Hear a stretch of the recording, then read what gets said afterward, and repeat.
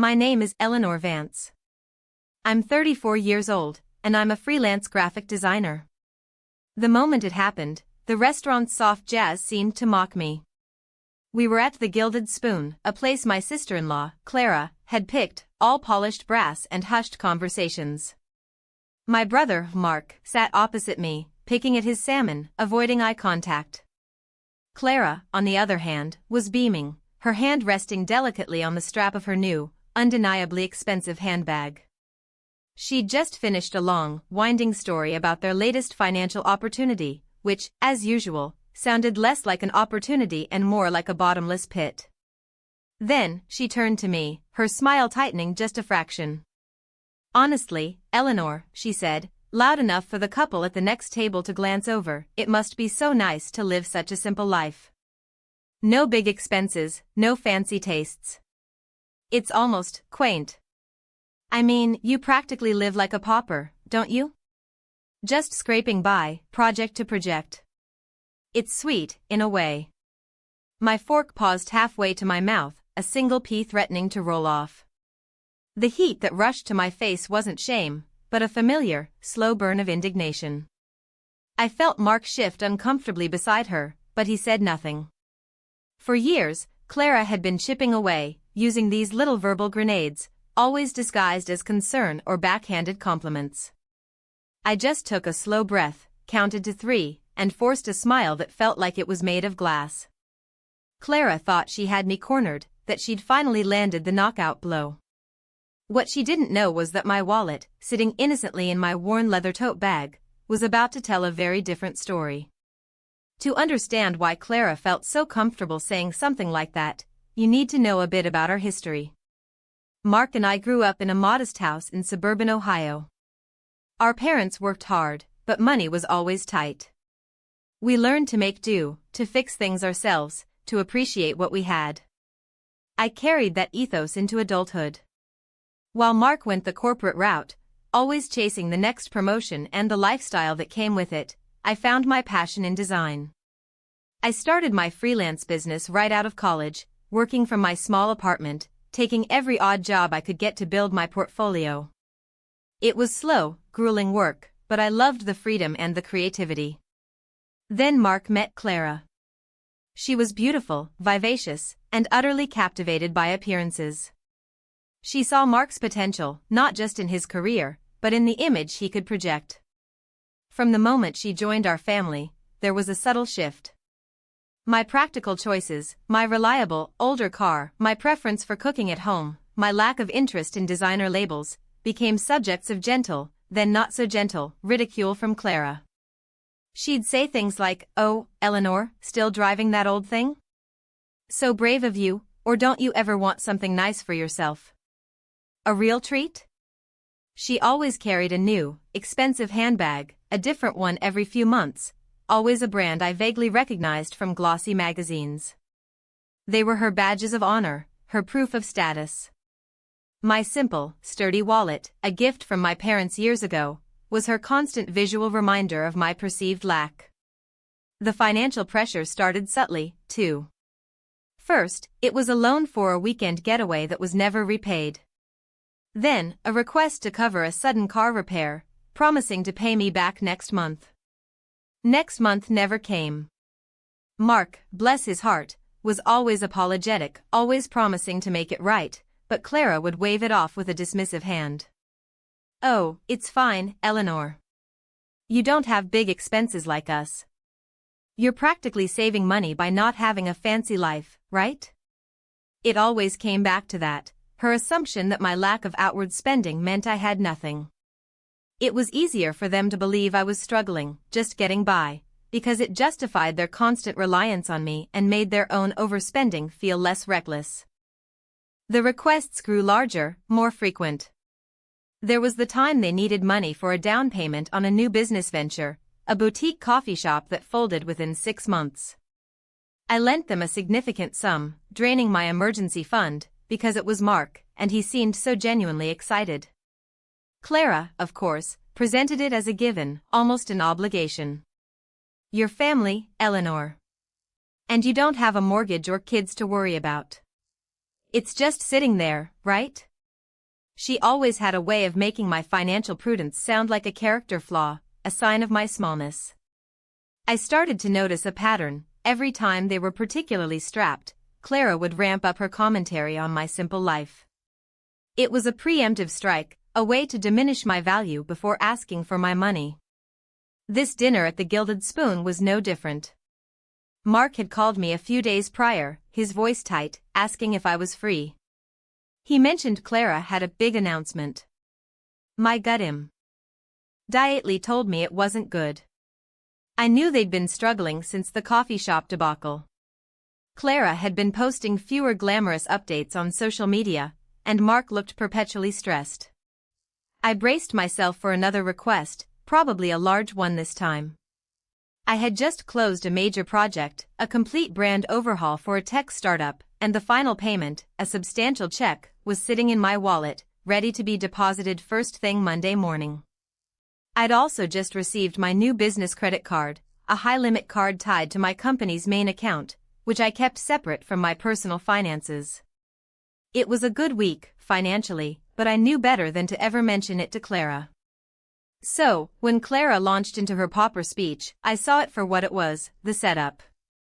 She was trying to humble me, to make me feel small and insignificant, so that when the inevitable request for money came, I would be too ashamed or too intimidated to refuse.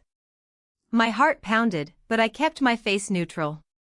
It certainly has its advantages, Clara, I replied, my voice calm, not being burdened by debt, for instance. Mark flinched, but Clara just waved a dismissive hand. Oh, debt is just part of doing business, Eleanor.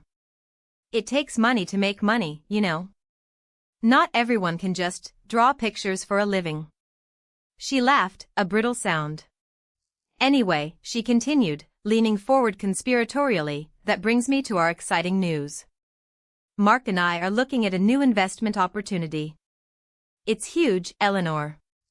Absolutely massive. But we need a little capital to get started. Just a bridge loan, you understand. And we thought, who better to ask than family? You're so good with your money, always saving. We were hoping you could lend us, say, $50,000? $50,000. My breath hitched. It was more than they'd ever asked for, a truly astronomical sum. My mind raced. This wasn't a loan, it was a demand, cloaked in the language of family and opportunity. Clara was watching me, her eyes gleaming with a mix of expectation and thinly veiled superiority. She expected me to squirm, to stammer, to find an excuse. She expected me to say I didn't have it, or that I couldn't afford it, confirming her narrative of my poor existence. But something snapped inside me. All those years of subtle digs, the unpaid loans, the constant undermining of my quiet success, it all converged in that single moment. I looked at Mark, who finally met my gaze, his face etched with a desperate plea. Then I looked at Clara, her smile unwavering, her designer handbag sitting like a trophy beside her. She had called me poor, a pauper, not just tonight, but for years. And now, she expected me to fund her next ill-conceived venture. I slowly reached for my tote bag, unzipping the main compartment. My movements were deliberate, almost theatrical in their slowness, though I wasn't conscious of performing. I pulled out my sturdy, well-worn wallet, not a designer item, but a practical, functional piece of leather that had served me faithfully for years. I opened it. Clara's eyes followed my hands, a flicker of confusion crossing her face. She probably expected me to pull out a few crumpled bills, maybe a debit card. Instead, I took out the thick, crisp check I had received that morning. It was from Innovatech Solutions, for exactly $25,000, the final payment for the branding project. I didn't wave it around, I simply held it between my thumb and forefinger, letting the amount and the company name be clearly visible. Then, from another slot in my wallet, I pulled out my new business credit card. It was sleek, black, with Vance Creative Solutions embossed on it, and the words Platinum Business gleaming under the restaurant lights. I placed both of them gently on the table, right between Clara and Mark. $50,000, Clara? I said, my voice steady, betraying none of the turmoil inside me. That's a significant amount. And I'm afraid my personal accounts are rather tied up with a down payment I just made on a commercial property for my business. But, I paused, letting my gaze sweep over the check and the card. If you're looking for a loan, perhaps you should consider applying for a business line of credit. My own company was just approved for a substantial one, based on our recent growth and projected income. I picked up the check. This, for example, is just one of my recent payments. And this, I tapped the platinum card, is a credit line designed for businesses like mine, with substantial assets and a strong financial history. They don't lend to paupers, Clara. The silence that followed was deafening, broken only by the distant clinking of silverware. Clara's beaming smile had vanished, replaced by a look of utter shock.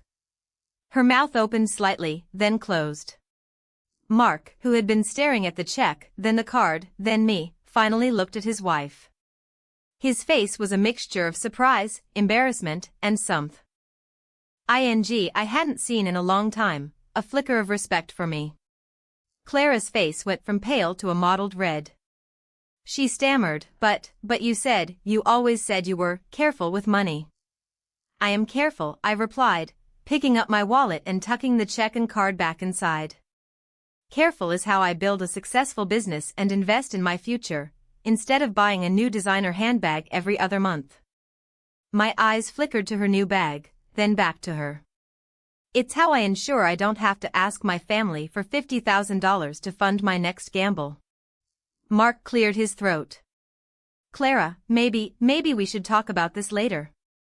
Clara looked like she wanted the floor to swallow her whole. The couple at the next table, who had definitely overheard, were now openly staring. The illusion she had so carefully crafted, the one where she was the successful, sophisticated sister-in-law and I was the struggling, simple relative, had shattered. And my humble wallet had been the hammer. We finished dinner in a strained silence. I paid for my own meal, calmly using my personal debit card, and wished them well. They didn't even try to revive the conversation about the loan. The next day, I got a text from Mark. It was short, just hey, I'm really sorry about last night. Clara, she can be a lot sometimes. I didn't reply directly, but I knew he understood. In the weeks that followed, the dynamic shifted dramatically. Clara stopped making her usual digs. She still carried her designer bags, but they seemed less like trophies and more like burdens she was trying to justify. The loan requests from Mark ceased entirely. He even paid back a small amount he owed from an earlier incident, something I hadn't expected. I continued to build Vance Creative Solutions, quietly expanding, investing, and growing. I bought that commercial property I'd mentioned, a small studio space that felt like a tangible representation of my hard work and smart choices. I still carry that same sturdy, worn leather wallet. It's not flashy, not expensive, but it holds everything I need. It holds my cards, my cash, and sometimes, a check for a substantial sum. It holds the truth of my life, a truth Clara finally saw that night at the Gilded Spoon. And sometimes, when I open it, I remember the look on her face, and I smile.